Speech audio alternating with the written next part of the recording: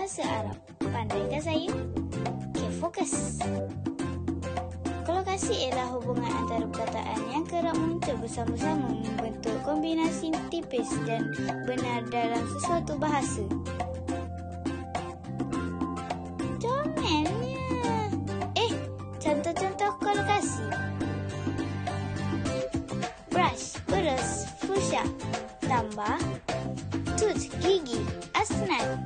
Menjadi toothbrush, beras gigi, fushatul asnan. Seterusnya, medicine, ubat, mak junun. Tambah tooth, gigi, asnan. Menjadi toothbrush, ubat gigi, mak junun asnan. Seterusnya, oil, minyak, zait.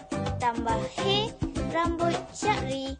Menjadi hair oil, minyak rambut, dihanul sya'ri.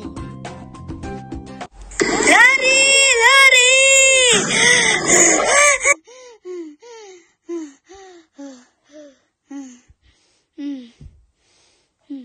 Korang ada lagi? Apa tadi tu? Ya, betul. Tadi ialah tong sampah. Jadi, seterusnya ialah tong sampah. Bar, tong, bermil, trash, sampah, mama. Menjadi trash can, tong sampah, salatul muhmalat. Sekian, terima kasih. Itu sahaja dari saya dan Hatrisha. Jumpa lagi.